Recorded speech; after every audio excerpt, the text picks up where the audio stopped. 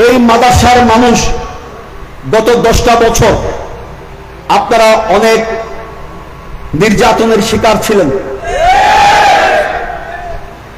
আপনারা এই 10টা বছর এই মাদ্রাসায় যত উন্নয়ন হতে পারত আপনারা সেই উন্নয়ন থেকে বঞ্চিত হয়েছেন। এই মাদ্রাসায় যত পাহাড় ছিল এই পাহাড়ের অনেকগুলো পাহাড় কেটে কেটে মাটি বিক্রি করে করে কেউ কেউ আঙ্গুল ফুলে কলা গাছ ফুলে বট গাছ হয়েছেন। মাদ্রাসার গরিব দুঃখী মেহনতি মানুষ সারাদিন যিনি ওই বিলে গিয়ে ফসল ফলান তাদের ভাগ্যের কোনো পরিবর্তন হয় নাই। আপনাদের রাস্তাঘাটগুলো আপনাদের অবকাঠামোগুলোর কোনো পরিবর্তন হয় নাই। ঠিক না বেঠিক?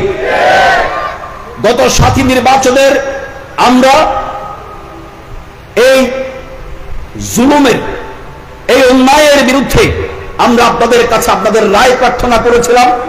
আপনারা এই জুলুমের বিরুদ্ধে আপনাদের রায় দিয়েছেন।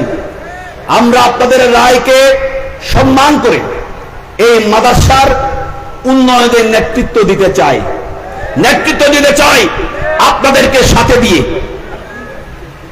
আমি অনেক বক্তব্য না রেখে শুধু এটুকুই বলতে চাই, ইতিপূর্বে গত 3 মাসে মাদ্রাসায় বিভিন্ন সড়কে বরাদ্দ দেওয়া হয়েছে।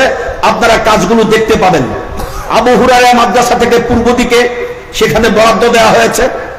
আপনারা সমিতিগড় থেকে দক্ষিণ মাদ্রাসা সড়কে বরাদ্দ দেওয়া হয়েছে। হাসেম সাহেব, মঞ্জু সহ, রিদওয়ান সহ অনেকেই এই কাজগুলো সমন্বয় করছেন এবং আমরা আশা করি আগামী 1 বছরের মধ্যে মাদ্রাসার এই অবকাঠামোগত চিত্র পাল্টে যেতে বাধ্য হবে। আপনারা সেই পরিবর্তনগুলো দেখতে পাবেন। আমি আপনাদের কাছে বলতে চাই, যেটা বলতে চাই, আপনারা এই মাদ্রাসার মানুষ আপনারা একটি ঈদগাহ চান। এখানে ঈদগাহ নেই। আমরা মাদ্রাসায় একটি ঈদগাহ যাতে হয় সেই উদ্যোগ আমরা গ্রহণ করব। মাদ্রাসা যে স্টেডিয়াম, স্কুলের ওই পাশে যে স্টেডিয়ামের জায়গা অধিগ্রহণের একটি প্রক্রিয়া চলছিল সেটি থেমে গেছে। আমরা এখানে একটি স্টেডিয়ামও করতে চাই যাতে মাদ্রাসা আরো উন্নত হয়। এগুলো আমার বক্তব্য নয়। আমি বক্তব্যের শেষ কথা যেটি বলতে চাই, যারা এখানে পাহাড় কেটেছে, মাটি কেটেছে, অবৈধ বালি উত্তোলন করেছে, তারা এলাকা ছেড়ে পালিয়েছে। কিন্তু গত 3 মাসে যে পরিবর্তনের ছোঁয়া, এই পরিবর্তনের ছোঁয়া একটি জায়গায় আমরা এখন স্পর্শ করতে পারছি না, সেটি হচ্ছে মাদক।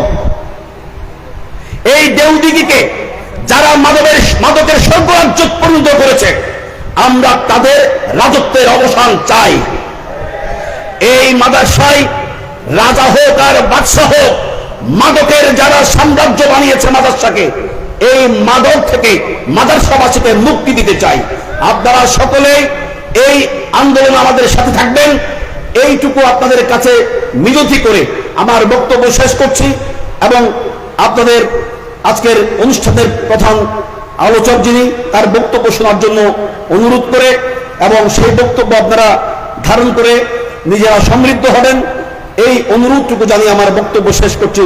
আসসালামু আলাইকুম ওয়া রাহমাতুল্লাহি ওয়া বারাকাতুহু। জয় বাংলা।